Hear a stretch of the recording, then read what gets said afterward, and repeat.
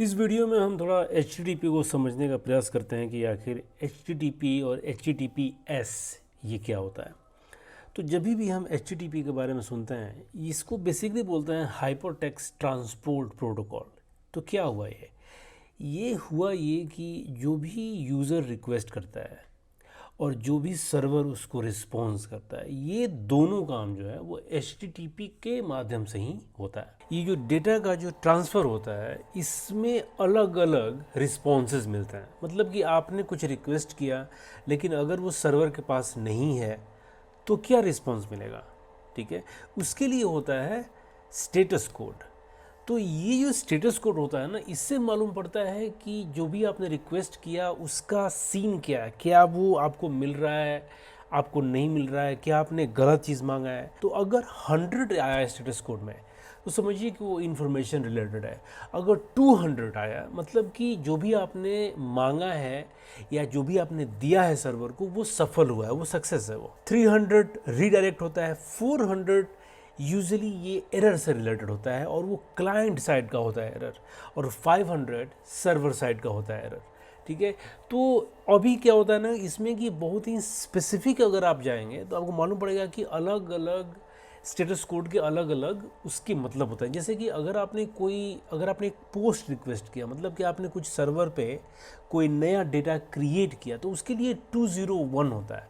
तो वैसे ही अलग अलग स्पेसिफिक कोड्स भी होते हैं जिसके बारे में हम लोग बाद में करेंगे चर्चा। लेकिन इन जनरल अगर आपको 200 कोड मिल रहा है तो आप समझिए कि आपको सक्सेस मिल रहा है। अगर 400 मिल रहा है तो आपको एरर मिल रहा है। तो अब हम आगे बढ़ते हैं और हम देखते हैं कि अगर हमें HTTPS करना हो इंस्टॉल अपने डोमेन के ऊपर, जो कि अभी तक हम लोग का HTTP ही है, तो उसके लिए क्या करेंगे। तो उसके लिए दो काम करना है मात्र। एक सर्ट बोर्ड करके पैकेज है, इसको हम इंस्टॉल करेंगे और ये हमें SSL सर्टिफिकेट हमारे NGINX पर बहुत आसानी से इंस्टॉल कर देगा। तो इसको अभी हम इंस्टॉल करेंगे और इंस्टॉल करने के बाद अपने फायरवॉल को बोलेंगे कि भाई वो पोर्ट HTTPS वाला पोर्ट आप खोल दो, ठीक है। तो सर्ट बोर्ड को इंस्टॉल करने के लिए हम सिंपल स्नैप इंस्टॉल करेंगे और स्नैप का यूज़ करते हुए सर्ट बोर्ड को इंस्टॉल करेंगे। फिर ये कमांड लिखेंगे और उसके बाद सर्ट बोर्ड को इंस्टॉल करेंगे NGINX के लिए। और इस कमांड के साथ हम ये बताएंगे कि सर्ट बोर्ड हमेशा SSL को रिन्यू करता रहे, ठीक है। तो ये बहुत ही सिंपल प्रोसेस है, इसमें ज़रा भी कोई ऐसा दिक्कत नहीं है। अब हम देखते हैं कि ये इंस्टॉल करने के बाद क्या हमें हमारा डोमेन करेक्ट मिल रहा है।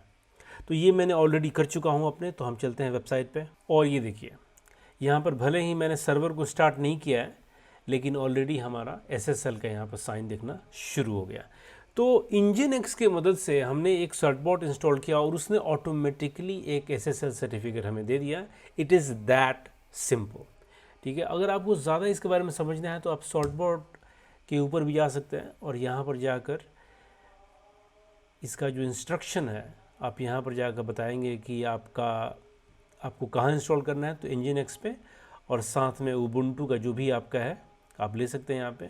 और ये यहाँ पर ये बताएगा कि आपको क्या क्या करना है। बेसिकली आपको अपने सर्वर में जाना है और फिर स्नैपडी को इंस्टॉल करना है जो हमने किया था, और उसके बाद ये सिंपल प्रोसेस है और आपको बैठे बैठे आपको SSL सर्टिफिकेट आपके डोमेन पर मिल जाता है। It is that simple.